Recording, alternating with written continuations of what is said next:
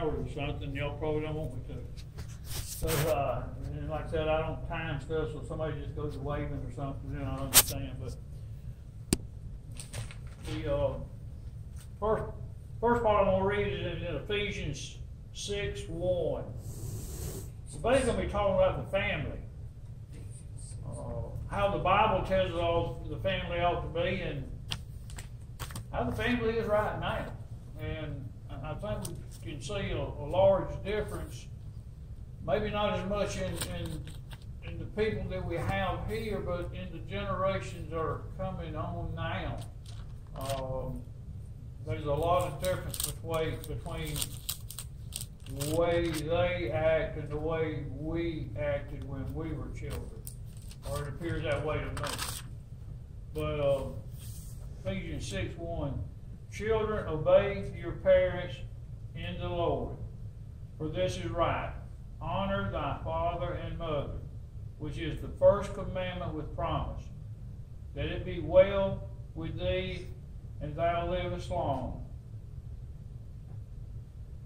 And fathers, provoke not your children to wrath. Bring them up in the nourishment and admiration of the Lord. The Lord starts out letting the children know, be respectful. Honor thy father and thy mother. But there again, the father can't use his ability as being a father to be mean to the kids by no means, but to raise them. And what we're saying here is raise them in the way the Bible tells us to raise them. You know, not the way the world is raising so many children now. I know there's still a lot of wonderful, great children out there, but the young men and women now that are hitting the workforce have no work ethics to begin with. When they get there, they have never been taught to even as much as clean up their room or take a garbage bag out or anything. I see it all the time with some young people that would make a good person for us, or factory workers that might make a good worker, or whatever profession it may be. But if they haven't went to school to be something and they're just looking for a job, they have no skill factor, they have no quality of wanting to work or even having to know how to work. They have to be trained completely from beginning to end because they got none at home. And this is sad, and this is where your gangs come in. This is where 14-year-old kids kill their mother and their sister. It was on news last week. 14-year-old girl and her 14-year-old boyfriend. The girl was mad at her mother and her sister, and they got to talking, and she talked him into going in there and splitting their throats. 14 years old. Then they had sex, showered off because it was bloody, went in there for 36 hours watching TV. With the mom and daughter, and mother and sister laying there with their throats split. A neighbor came by to check on somebody and found out something was going wrong. That's how they found out. They act like it never bothered them. Because they had no bringing up from the church, from what's right or wrong. Can some children, doesn't matter how hard you work with them, can some of them still have problems? Yes. Can you do everything in the world to try to work with that child and make them a very good person to be into the world? Yes, but they can still go wrong. But most of them have never had any type of training, when I say training, any type of school, any kind of responsibility It's almost impossible now to run into a small, when I say a small child, a child that understands, let's say from 9-year-old to 20-year-old, that if you speak to them, they say yes sir or yes ma'am. That's over with just about. It's almost not heard of anymore. I know I was raised, and I raised my son, it better be a yes ma'am and no ma'am, or you didn't feel good here shortly after that. And it sure didn't hurt me. I mean, well, it hurt me there for a second, but I understood what the responsibility of showing something to your elders and showing respect. In Timothy, 1 Timothy 5, it says, rebuke not an elder, but entreat him as a father, and the younger men as brethren, the elder women as mothers, the younger as sisters, with purity. Honor thy widows that are widows indeed. But if any widow have children or nephews, let them learn first to show piety at home and to requite their parents. For this is good and acceptable before God. This is basically talking about the home. Years ago when this was written, when people moved in, a large amount of people moved in, from 25 to 400 or 500 or whatever, but they made a community. They all lived fairly close together. The young men were taught to go out and work with their father every day. The daughters were taught how to take care of a house, how to be reverent to their father and any other elderly man. They all, as far as the showing piety, that's showing respect.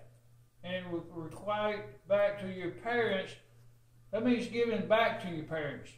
At the time this was written, and I know it's not exactly that way today, but when a mother and father raised their children, and they raised them in whatever occupation they were in, whether it was farming or carpentry or raising sheep or working for somebody else in the field or whatever. They raised those children from a small age up to understand what work was and what was expected of them. We don't have that now. It's getting harder and harder to have any respect from children at all. But then as those parents got older, the children were supposed to take over and let them have a retirement.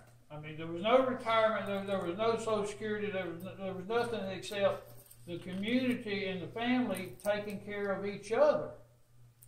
Which in a Christian family, that's what we do, is still take care of each other and each other's needs, and we should be able to call on each other any time of the day and night for any kind of help we need, or if we just need to talk to somebody.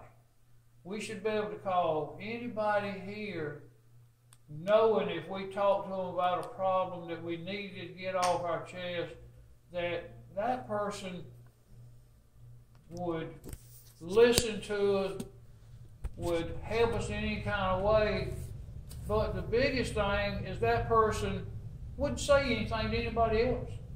I mean, it was a closed and shut matter that there was no talking about it if you talk to somebody in private. It didn't go anywhere. Now that's almost impossible to get unless you stay inside a church. I'm not saying there's not people out there that would be a good friend of yours that would still treat you the same way. But outside the church, that's almost impossible to do, because if you tell somebody something in privacy, it'll be told 100 different ways before the afternoon sun sets. but the first one, widow indeed, but if she has children, nephew, in other words, if she has family, they are to take care of her. They're her responsibility, and it shouldn't be the word for responsibility. It should be the word love and repay for what all they've done for them. And it's when they say widow, I mean they take care of an elderly man also. The church does, or the family does. But like I said, it's almost impossible to find anybody that way. Like this age group, we all probably, if we still have brothers and sisters alive and all, a lot of us would have brothers and sisters that we could call on if we was in trouble, needed financially or spiritual help or just somebody to talk to. This age group may have, but a lot of them still, this age group does not have anybody, brothers and sisters. They have not broke away from them and will not have anything to do with it. It's getting more and more. Our age group is probably the last one, and then probably not but 50% of even our age group.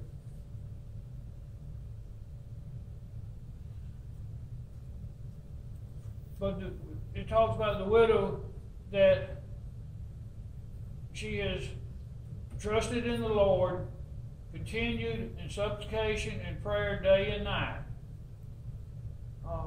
She is, in verse 18, and in verse 8, has provided, in verse 6, has provided in supplication and prayer and washing of the saints' feet. She has helped throughout the community.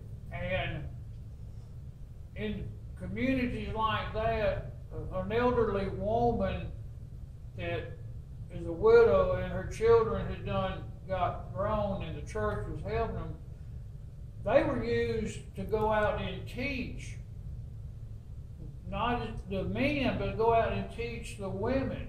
And they would go from house to house sort of as a helper or a teacher to bring those young women up if the younger mothers were still working. They still had to use, because they had the experience of raising children. It says godly children and doing godly work. So they were used in a ministry type work in the community of spreading the word and working with the children and the young women to know what's expected. Because in this setting, when they're talking about it, they're talking about men and women that there was no sex except at marriage, because it says purity of the young woman, the young women, and show them with respect. In other words, there was no man molesting them or no man touching them. In that day, if you were accused of it, you were taken outside and you were stoned right then.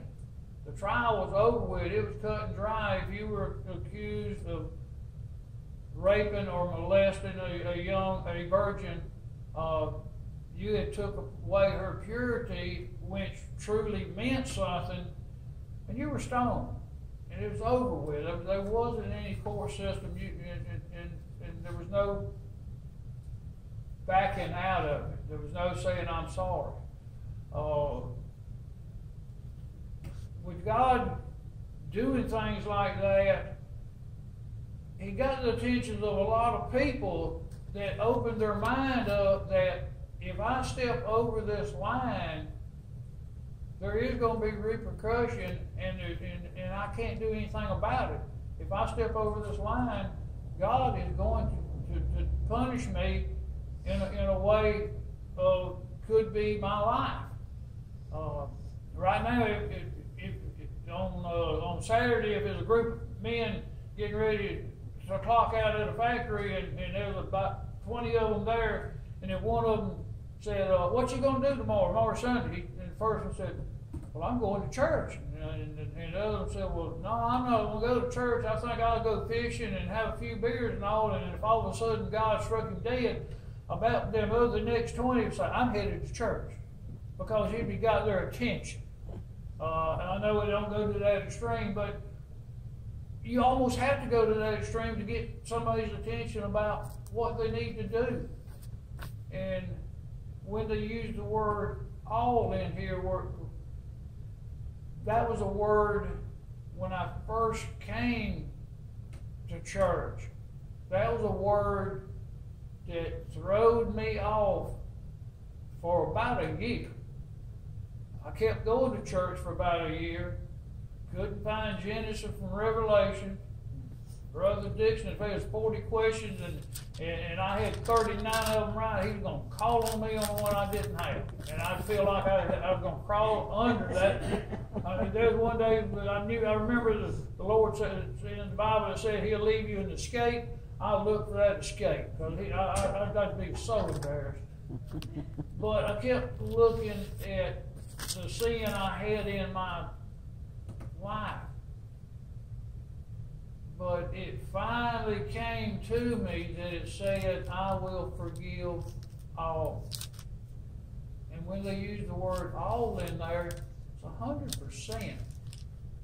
It's not 1%, it's not 99%, it's all of it. But it took me a year of sitting back there, getting embarrassed. I wasn't going to give up. I made cheat cards. I got index cards, and I wrote down in my Bible, if 1 John was the number 1021, I put down 1 John 1031. I could get there then. I had me a cheat card. I had it hid on the back side of it. I still probably got one in that Bible right over there. I couldn't get there any other way. I didn't know any better. I'd never been taught. But I said, it ain't going to be. But then when that word all finally stuck in my head, I said, okay. Can't nobody teach me all this. I can sit there in my mind and go, from Genesis through the books in my head real quick, but then, from him going to one to the other, I couldn't get quick enough to figure out where they was at. So I had me a cheat sheet, and I knew it was on page 994 or whatever, and I get in there pretty quick. But if you have the desire, there's always a way, and the will really works. But when it talks about the widow that's not in need, but she that liveth in pleasure is dead while she liveth. And these things give in charge that she may be blameless.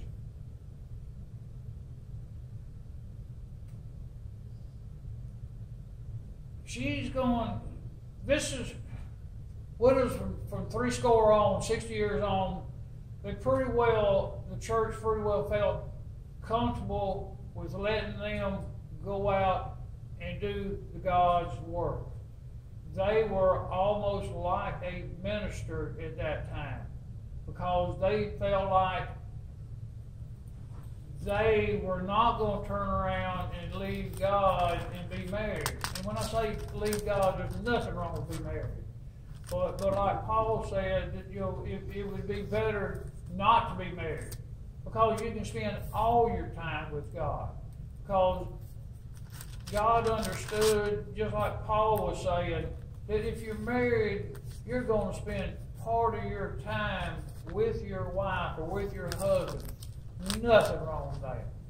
But what they were getting at is so many of the young women that something happened to their husband, he lost his life in battle or whatever happened. Then they'd say, well, I have nothing left, I want to work, I want to be ministry for you. And Paul is letting them know, when he's writing to Timothy, that don't use these young women, because you'll use them for a while, then they will be going from house to house, blabbering and talking. And I'm not saying that in a bad way against women. But at that time, women wasn't in the workforce. They wasn't out there doing the job each day of growing the crops, tending the cows, They were taking care of the house, which was a very big job, and that's what their job was related to, and that is a huge responsibility. But he knew that sooner or later, if they were a young widow, their desires were going to kick in, and they were going to leave their first love, and they were going to go against God. When it says go against, it's not completely leaving Him. But they're in that stage that they can still remarry, still have children, still raise them in admiration of God, and create more godly children. And they're better off doing that than they are trying to minister to the public, to the women, and to the young children. And then as they get started, they end up getting married, and then they've left the first love of God.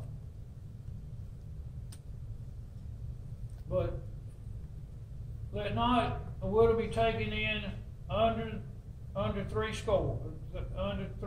years, having been a wife of one man, well reported for the good works, if she had brought up children, if she had lodged strangers, if she had washed the saints' feet, if she had relieved the afflicted, if she had diligently followed good work.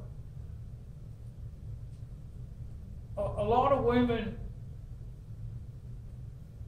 still today, there is some women that strictly stay at home and take care of when they first married, take care of the children, and the man goes out and works. Because sometimes if they have 2 or 3 children, daycare and all now would cost more than what the woman can make, so she's better off staying home and taking care of a house and all. And a lot of times they'll say, well, Lord, what have I done for you? What have I done for you? I'm not out ministering. I can't go and help. And then if you look at it, they've done a great deed for the Lord and for the community. They kept the house. They kept the children, which means, of course, feeding them, taking care of them, from the potty training on up, and teaching each one what it is to be respectable, and teaching the Bible to them while the man's out working in the field or wherever. So her responsibility was a great responsibility.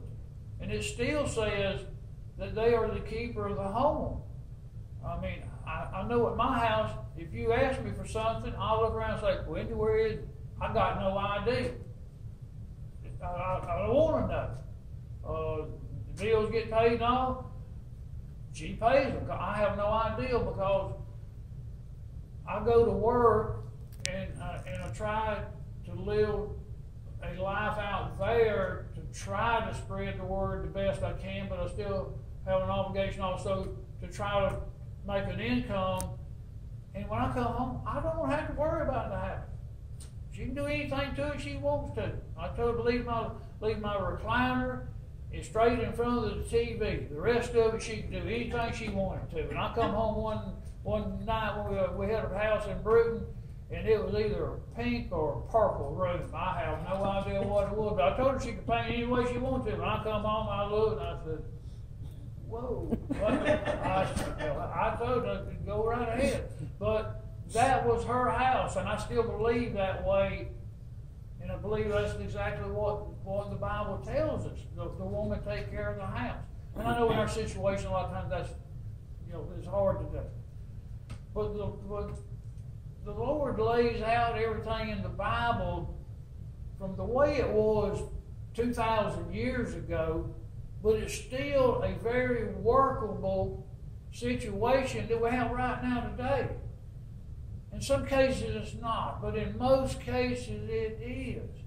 I mean, in some cases where both have to work, then the housework should be split. I agree with that 100%. But the Bible lays out any situation the way it will work, and it will work to bring more Christians to God.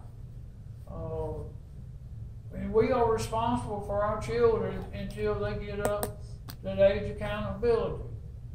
Somebody came up with the age of around 15. I don't know. I can't find that in my Bible. I mean, it's people come up with different ages. But after they've left the house, then you can't control them anymore. But up until then, you can teach them and bring them to church and bring them to the ways of the Lord. And you never know when their eyes will be opened and they'll want to give their life to the Lord. They'll see what the consequences are both ways. They can see what the pleasure will be from becoming a Christian. They can see what the Bible says is going to happen to all the people that doesn't give their life to the Lord. They're going to die and go to hell, and they're going to burn for eternity. And you can't think of eternity. Nobody has a mind bright, big enough to say, I can tell you how long eternity is. No, it's got no ending. But you raising children and bringing them to church and letting them see what the Lord has to do, then they have a choice. Before, if you don't get them here, they don't have a choice.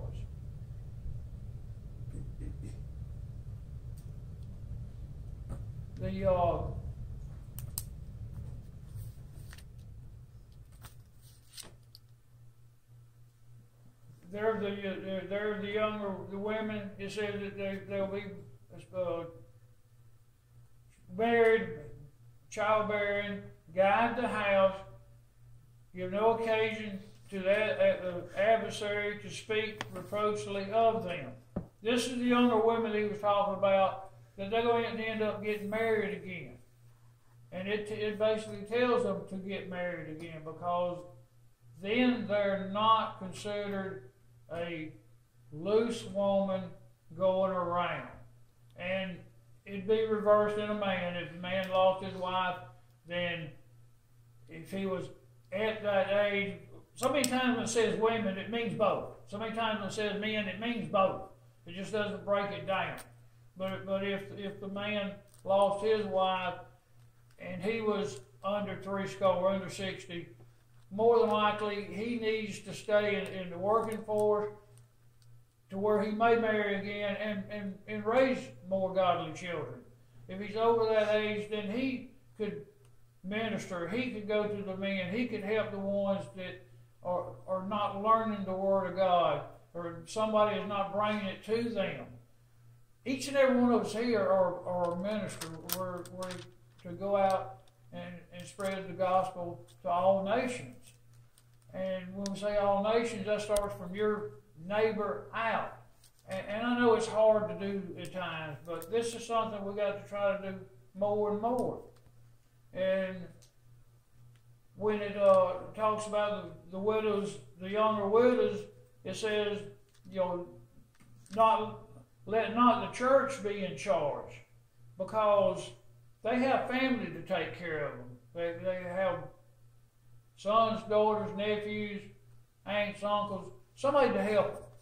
And like I said, this was done 2,000 years ago, but it was on a plan that if it still worked that way, it would be great to know that your children, once you got to a certain age, would take over and take care of you and say, Mom and Dad, y'all worked enough, we're going to provide for y'all. I know in the situation we live in, everybody scattered out, everybody running in 50,000 directions at one time. It's hard to do that way. But still, bringing the children to church and letting them listen. I know when I first started over there at Century, and first Sunday, and over there they have a children's class Sunday afternoon before church starts, before the sermon starts and all. But over there we had probably 20 kids. And that's from big enough to walk up there. Of course, the little boys, they could lead a song. And then Jesse would ask questions. And he was asking them questions that I couldn't answer. I had no idea. And these little kids, they were like 5, 6, they was talking. All I know, they was old enough to talk. And it's amazing what they pick up. And it's amazing if they hear something they shouldn't hear, they pick it up 3 times quicker, every time. And they're going to say it right beside, when you're right beside the preacher or when you're right beside one of your church members. But it's amazing what those little children understand and what they comprehend. I couldn't believe it. So at a young age, we are to take care of them. We're to bring them. The baby leaped in Mary's womb whenever her and Elizabeth were talking. So she heard what was going on about Christ in the womb. It talks about the baby leaping in the womb. So the children are what's taken over. And Lord, help us to bring some children in here, to bring some young men and some young women in here. And if we can get them coming in, we'll figure out, and we'll get some classrooms, somebody will teach them. Some of them will be old enough to be in here with us. The smaller ones, we'll do whatever we have to get them educated into the Word of God. Because if we don't give it to them, who's going to give it to them? They're not going to get it in school. I mean, I can still remember when we said the Pledge of Allegiance and a prayer was led over the intercom. And we we knew that was coming every day. We looked forward to it. But you can't do that anymore. So it has to be one-on-one with the children. And that's why Jesus talked about, don't forsake the children around me, because he knows that is what's going to replace us. And if we don't raise them properly, then they're going to be raised in the wrong way. If anyone has a need in their life that they